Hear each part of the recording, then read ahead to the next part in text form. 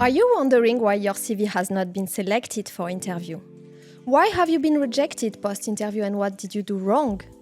I'm Esther Echeverria. I have been recruiting for designers, architects and engineers in Dubai for nearly 10 years. In the Designer Recruiter podcast, you learn from top industry leaders to finally get that feedback and understand what makes them select one candidate over another.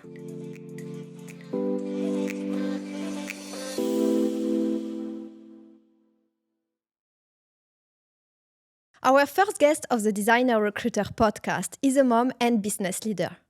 She co-manages 2 companies in the extremely demanding design and build industry.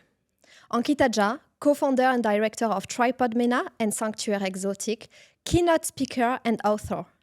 In this episode, Ankita will share her top tips for design job seeker with her contagious energy.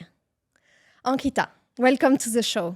Most job interviews start with the question, please tell us about yourself. And usually, candidates don't really know how to answer. So I thought it would be really interesting to start our first podcast by the same question. Ankita, please tell us about yourself. Hi, everyone. My name is Anki or Ankita, as people call me. I am a mom, a co-founder of 3 companies. And at the same time, I'm a cosmic citizen. I believe I belong to the universe. I'm not really a child of any particular country. I believe that I'm a global citizen, and I love learning. I think I have a passion for learning and growing and evolution on a daily basis. And with age, I'm discovering myself more and more. So that's my story until now. Very nice. Can you please quickly tell us about those 3 companies? Yes. So we basically have a company called Tripod Mena. We are luxury store makers. So we give luxury retail solutions to brands around the Middle East and across the world at this point. We have another company which is in Saudi, Tripod Display Manufacturing, which does the same thing for that region. And we have Sanctua, which is basically our most recent child that's into design and build of luxury homes, offices, and F&B spaces, and basically to make any space a sanctuary for yourself. Very nice. How many employees do you have across all these companies? Around 400. I would say around 400. Wow. At this point. Yeah.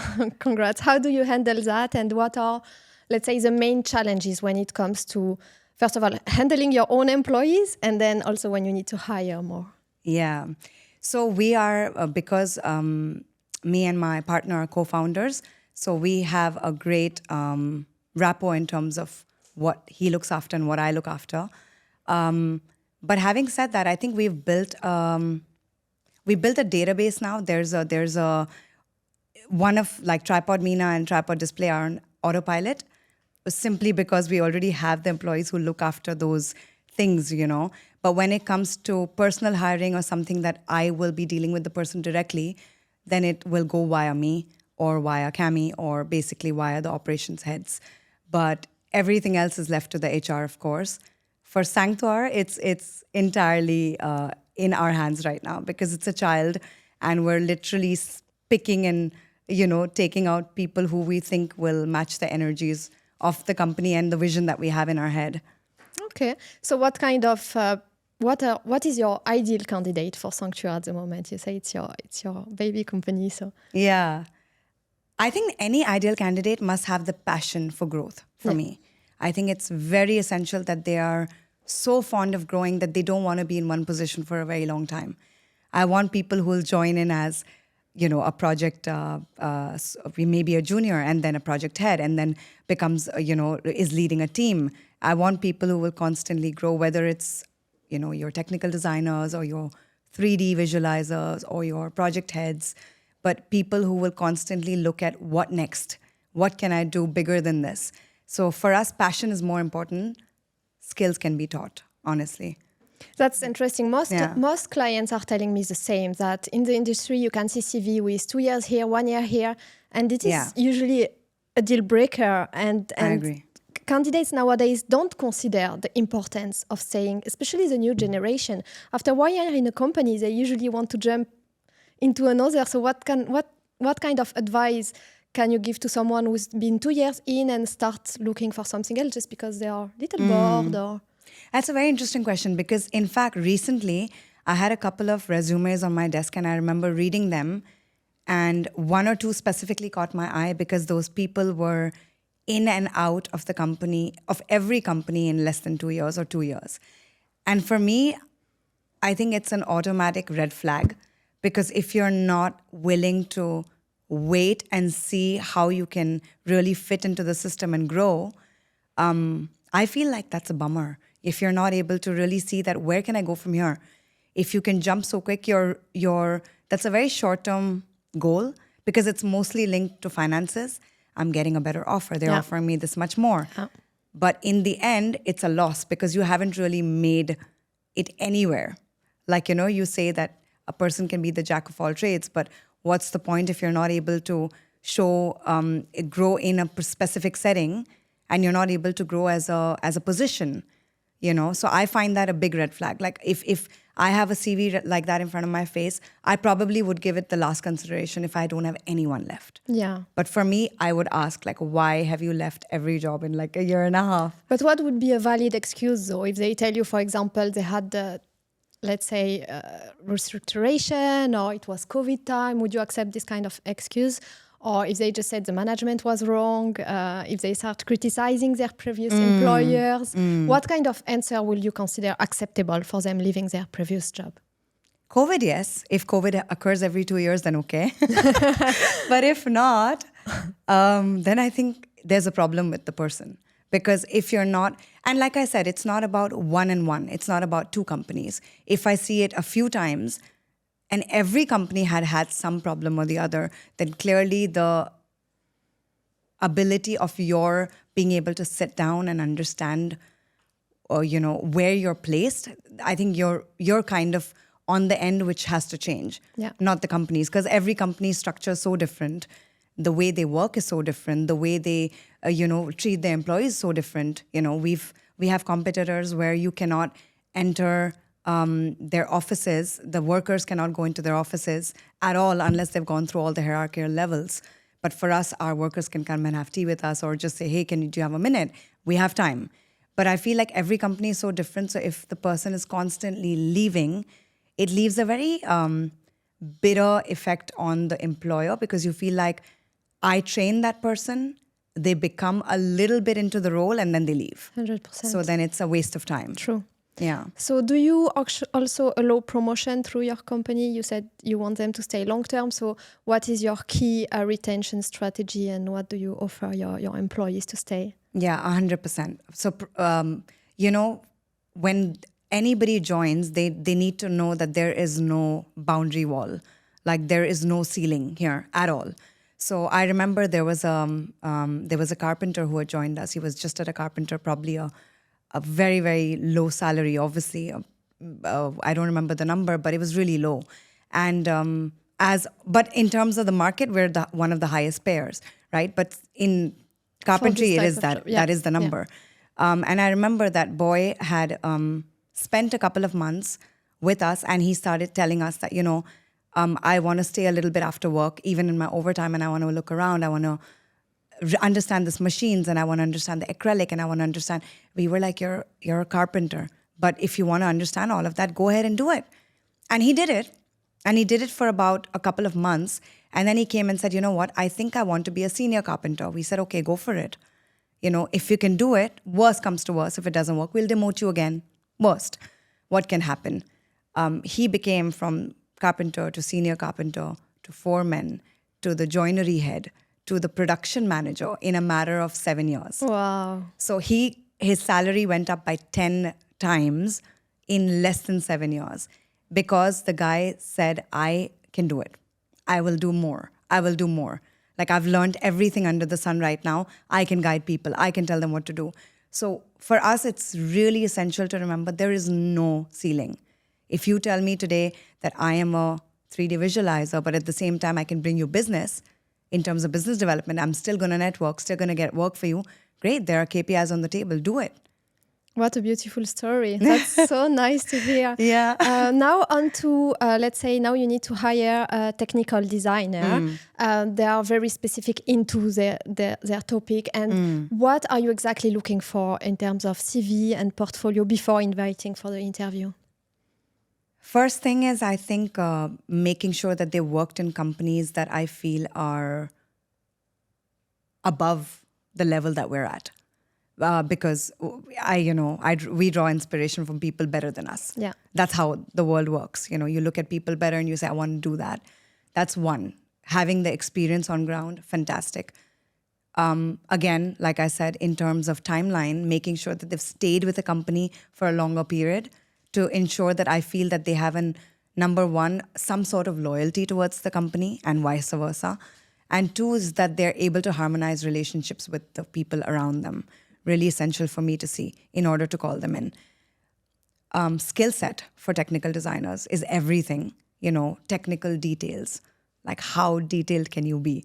Because today I can give you something on paper and you'll still have 100 questions.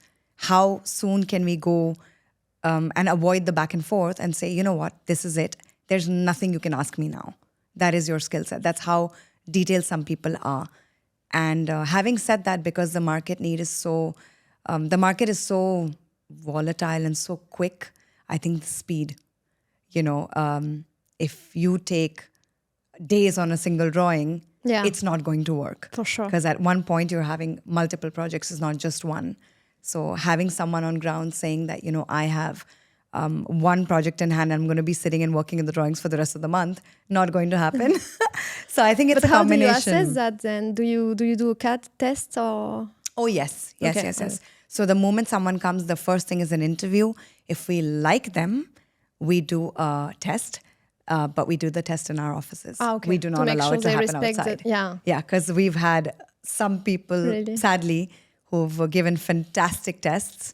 And when they walked in, they knew nothing in terms of what they showed. I mean, why would you do that? I don't know. This is really an advice I'd give to candidates: just be transparent, because once you start the job, they will not keep you if you can't deliver your 100% your promises. Absolutely. And how is it different, the process, for someone more creative designer, all-round client-facing? If you need to hire someone like this, what would be the ideal candidate?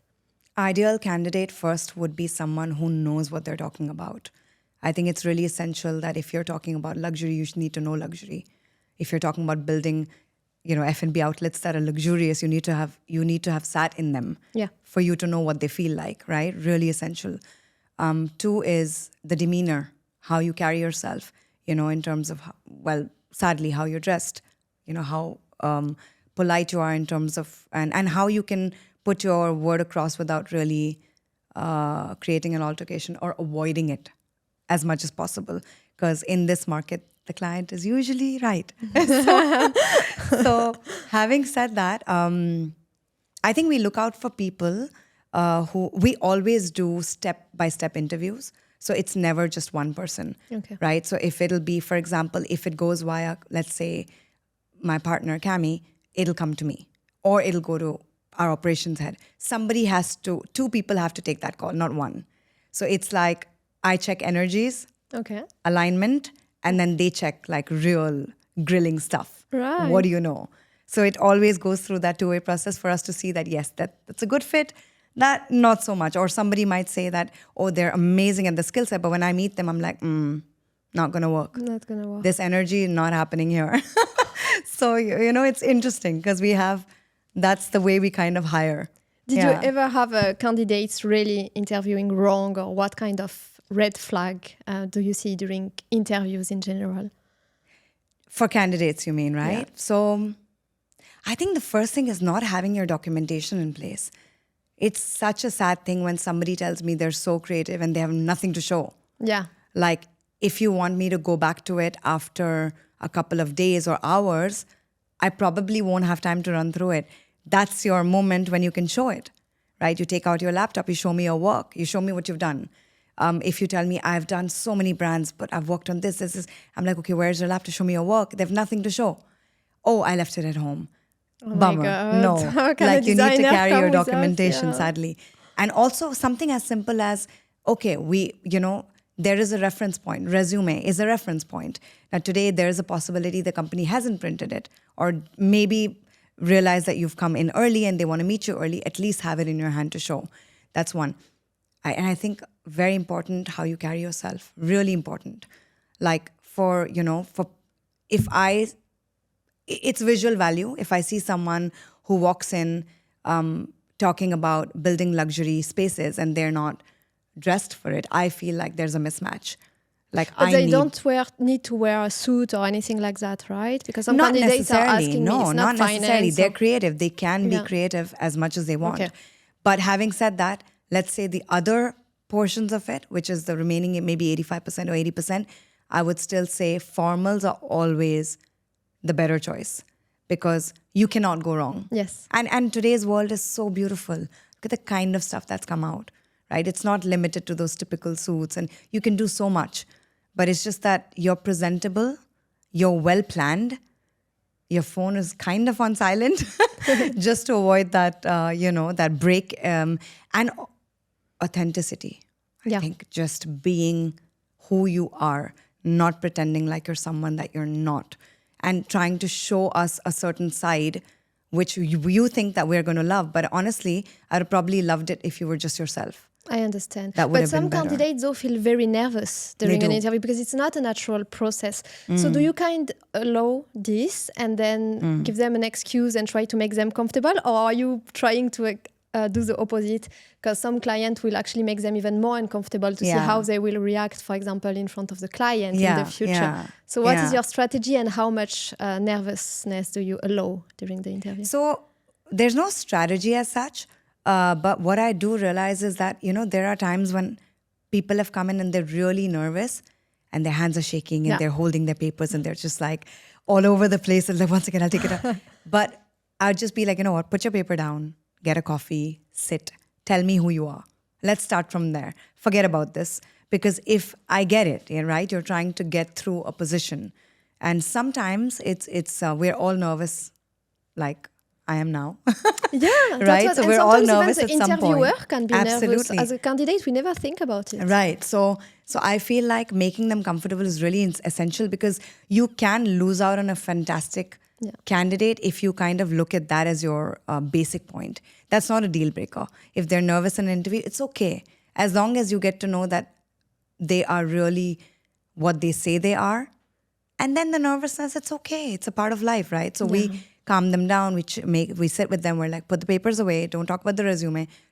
Just tell me about you. Tell me who you are, what you've done. What's your story? I think storytelling. I think that's really lovely to hear because I have some candidates calling me post-interview and they are really desperate. They say, I completely messed up. I was so stressed. I wish I can do it again. But it's nice to hear from you that. No. And I think that will help them to be actually less stressed because it's really not a natural process. Yeah. You mentioned a little bit about the portfolio that should have it ready. Now, when they talk about it, should they mention all the projects they've done? Should they just select few of them and then tell about the story behind it? Or what exactly do you want to hear when they present their portfolio to you? I think the first thing that you want to hear is what they've done in the previous organization that changed something. Very essential to know. Why were you an asset? What changed in that organization when you came? Number one. So if that's limited to 3 projects or 3 things that you've done that are outstanding, that's it. That's all you need to show.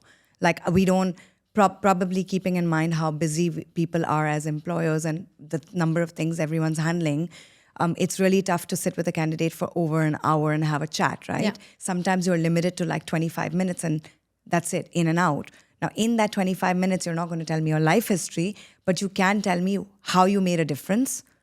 What is your most renowned project that you think you've done a fantastic job on? Or maybe even a challenging one that you made easier. Like you went through the challenges and came out in the other side victorious. Even something as simple as that. I think it's about showing your strength and leaning into your weaknesses. Allowing your weaknesses to also show. Do you actually ask this question? I do. What are your weaknesses? Every single interview. What is the wrong answer to that? What is that? A wrong answer to what are your weaknesses. If someone tell you, I'm always late, or If there's no would wrong be- answer, okay. it's their weakness, right? But the Right. cool part is that if somebody tells me that I'm perfect, that's the wrong answer. That's not what I'm intending to hear, because I'm like, Oh my God, yes. that's a bit wild. No, but no, there's no wrong answer. If somebody is like, but yes, if they tell you that they're always, for example, if somebody says, I'm not so organized, how can you get better organized? We can help with that, right? We can try to look at strategies or apps that can help you become more organized. If somebody says, let's suppose, I get really nervous in interviews, that's just a one-time process. It's okay. You're going to move on, right? Once you move in, you're good. If somebody says anything that they say for me, if they're allowing me to know their weaknesses, that means they're honest individuals, and that's good. Yes, I It's agree. great to know your upsides, and it's even more essential to know your downsides. So if you tell me I'm not so good at blah, I will work on that blah with you if you're a fit candidate. That's really good. Yeah. That shows also that they have self-awareness as well, which is 100%. really key. Absolutely. At the end of the interview, do you ask them, do you have any questions? Because I always advise my candidates, please be ready for that. Like they are interviewing you, but you should also, I think it's important for them to ask questions Yes, during the interview yes, and yeah. at the end. So what's your advice on that? And what is the right balance? Because also sometimes they are scared to be asking too many questions and then becoming maybe almost annoying, you know? Yeah. There's a very fine line. Yeah, that's so true. Because sometimes you're like, I've got to go. That's it. That's the last question. They should ask questions, because if you don't have a question, that's a problem. If you don't want to know where you're entering into for the next 4 years, 6 years, 8 years, 10 years, 2 years, then there's a problem. If like it's a family you're joining, right? So you need to know about them, and you only know what we show you on social media. So if you, or let's say on our websites, you only know our work. Yeah. But do you know who we are? Do you know what we are as a group of people, So I feel like asking questions is essential, because first of all, it helps them make up their mind.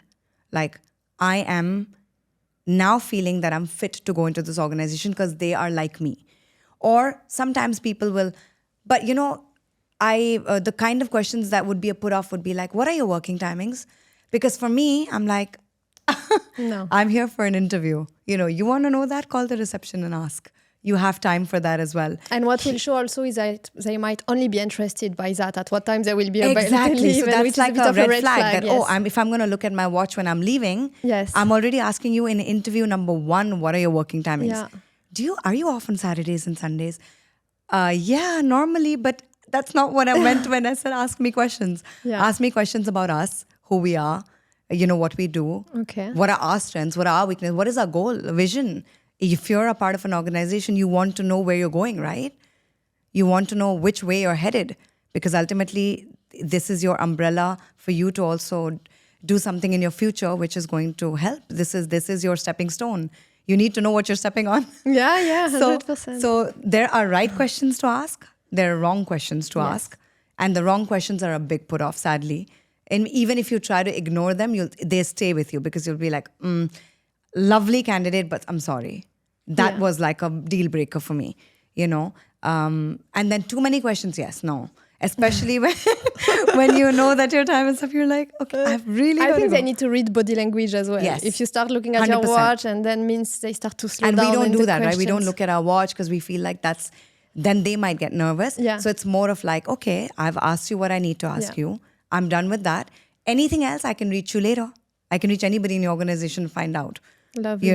But I don't need to ask now. But very essential goals, visions. How will I fit?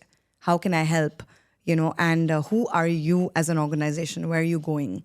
These are nice questions. Yeah, Take a note. Absolutely. How about, do you, or maybe the HR part, ask for what are the salary expectations? And because I know candidates sometimes are reluctant to share it. Can they share it? Should they give a range? What is the best? It's essential to give a range, honestly, because somebody could have had 1 year of experience, somebody could have had 15. There's a very difference, number one. So I feel that a range is essential because we already have budgets on everything. Now, it's for that one candidate who you find and you say, oh my gosh, like I'm not losing her. Like I'll pay maybe 20% more, but I want to retain her. How often is that? It's not very often, right? Normally it's like I have a budget, there's a time, there's a place set, and we decide, okay, that this is the budget. Within this, if they're a little bit up and down, you're okay. Yeah. You'll still manage because it's negotiable. But the moment somebody says, okay, for example, oh, I need 20,000 more than that, there's a problem, because obviously my interview with you is futile. There's no purpose of it. I'm not going to hire you. Yeah, of It's course. not, unless you give me like double the amount of business back, which is not possible, right? Most times. So I think a range is super essential, because we zero down on who we're meeting based on that range. And somehow the word negotiable, I feel, is a great word. Yes. I feel like it really gives you that place of saying, okay, I'm happy to assess this further. I'm happy to take this further and see if, for example, it works. And if it works, it's negotiable. Great. You know? Yes, thankfully now I have some candidates telling me they will be able to negotiate different or agree different salary depending on the culture of the company, and which is a good thing. Absolutely. Yeah. You mentioned you have an office in Saudi with Tripod. Yes. So how is the market there? Is it?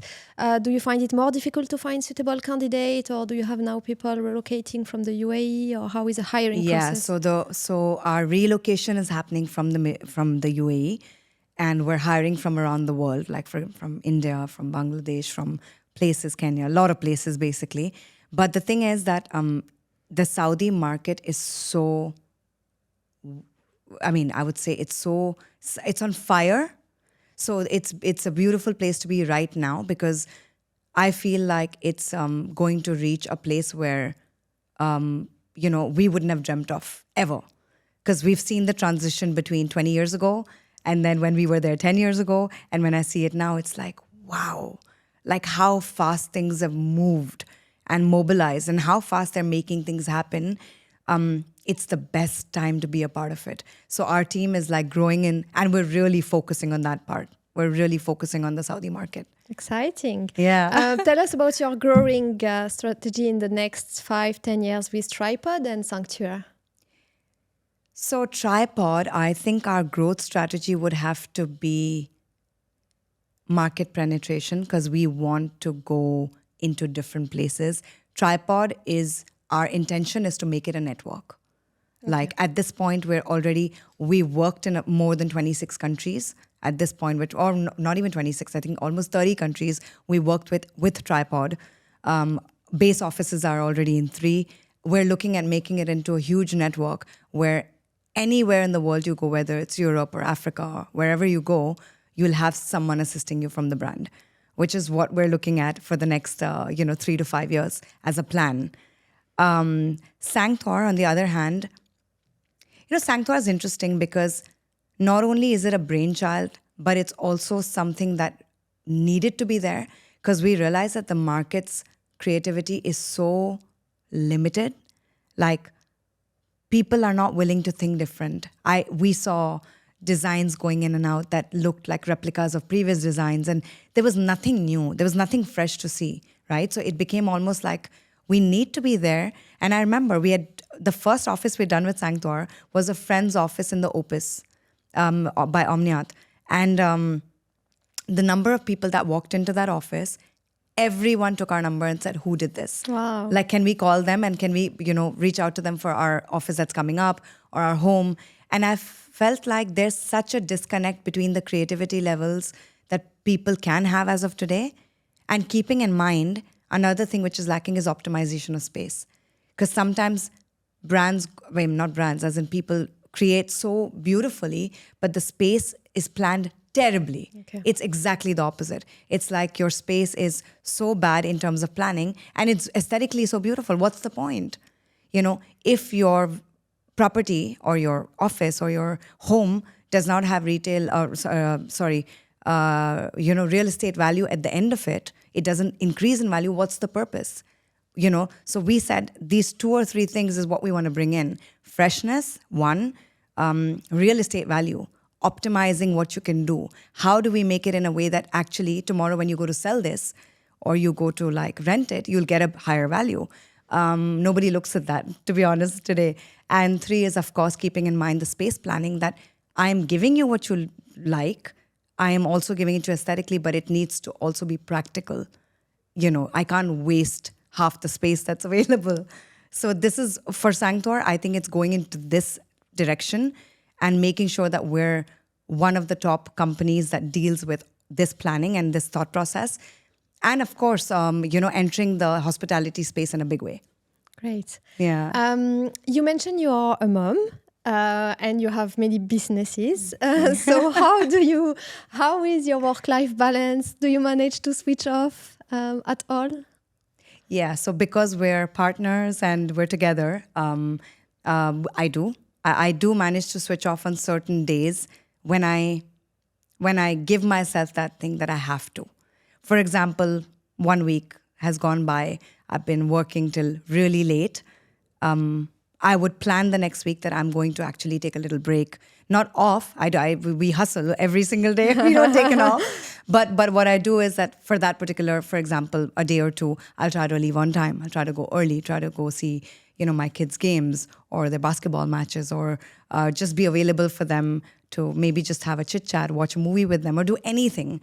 But I do try my best to switch off because one person's still working, right? But there are many a times when it's not possible, and that's just sadly the thing of entrepreneurs, that you don't get to choose that. Like some days I can plan my day in advance and nothing goes as per plan.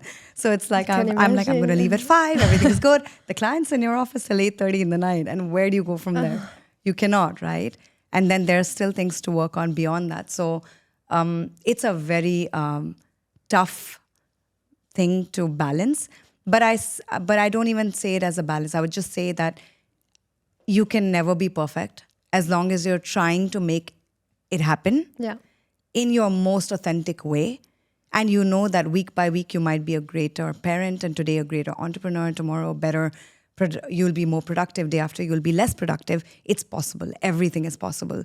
We cannot hold ourselves responsible for any of that. Yeah. It's not meant to be balanced in perfection. I think it's great advice. And I know there is lots of designers in the market. In the back of their head, it's always, I'm going to start my company at some point. Yeah.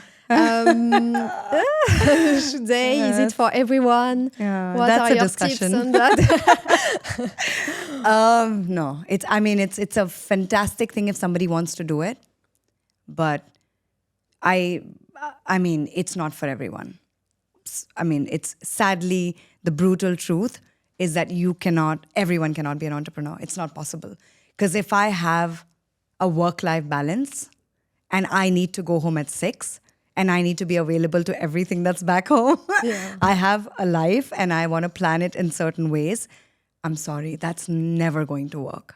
This is my understanding of what I've seen. It's not going to happen. If you're ready to sacrifice something, that's when you can turn around and say, I'm willing to sacrifice something for a while to be able to make something else happen. And remember that it's not just one thing, right? You're talking about having commercial sense. You're talking about having, meeting people and being able to interview, being able to hire, being able to, sadly, if required, fire. You need to be able to have market knowledge. You need to be able to study. An entrepreneur has so many things that you need to look after, that multitasking is a part of in their genes, right? It's in their blood. And if you have an overwhelm factor which is too low, it's impossible. Yeah. Because if you break down, that is it. Like, where do the people go from there? You're the strong one. I heard there are 2,000 design studios in Dubai, so I'm sure many of them will not sustain.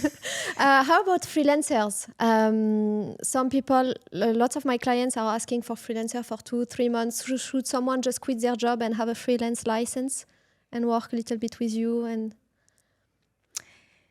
it's such an interesting but debatable topic. Freelancing is something so cool in a way, because not only does it give you leverage to do more, but it also allows the companies to come to you when they need extra help. It's a great thing to be on one side.